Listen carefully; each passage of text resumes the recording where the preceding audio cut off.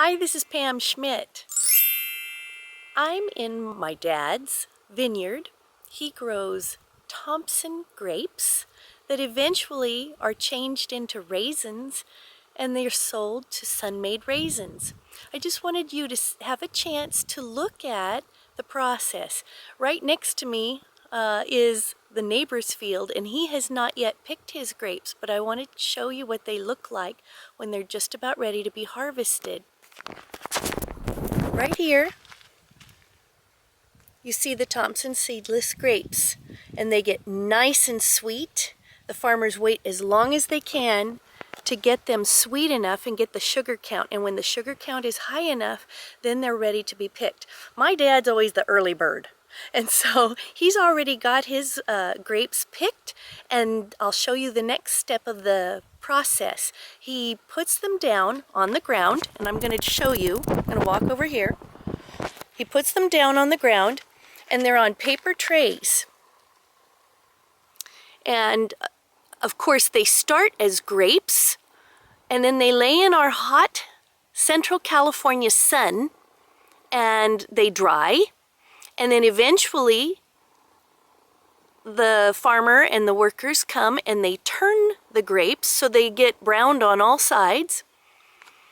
And then we move to the next step.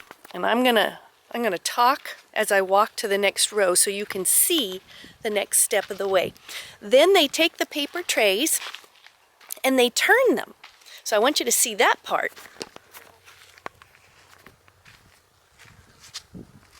You can see the paper trays. You can see the little raisins peeking out, I think. And then they dry. Now, that's all a great process. It depends on sun. This last week we had some rain and thunderstorms, and if it rains too much on the raisins in the process, a moth just landed on my camera. There it goes. And if there's rain in the process before the raisins get picked up, mold can grow in the raisins, and so it's a great concern. So this week's rain had the farmers looking and thinking about what was going on in their fields. I just wanted to fill you in a little bit. My dad still farms. He and his brother farm together, and my dad is a retired teacher. So this busy season of starting school has always involved consideration of the raisin harvest. And as a little girl, for me, when I started school, I knew that Dad was working on picking the grapes and getting them down to dry them as raisins. So it was a high stress time for my dad. I don't know how he combined the two careers and the highest stress time of the year all at once, but he did it. He's a great guy. Today's blog post is giving you some parenting tips for reducing back to school anxiety for your kids. You might have your own anxiety, but today I'm just talking about reducing the kids' anxiety. I'll give you a couple of tips right here on the video, and then you'll have to go inside and read my blog to get the rest of the tips. But some of the tips I would offer to you are these. Work with your child ahead of time.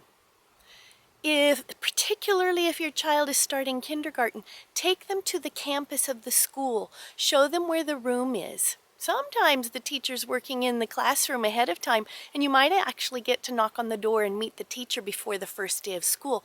That helps reduce anxiety for the kids. Another thing you can do, which is long before the week of school starting, is start talking with your child about school. If you know the name of the teacher, tell them the name of the teacher. Talk about routines. Talk about things that will be expected of them, such as answering questions. Closing the door in the kindergarten room when you're going to the bathroom. I'll talk about that in another video.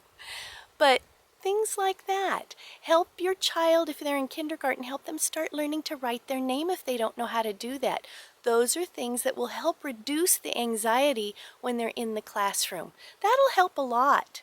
I hope you have a great day. I want you to read my blog today with all the tips for parents. And if you want to subscribe to my YouTube channel, do that too. It should be right below this video. Have a great day. See you later.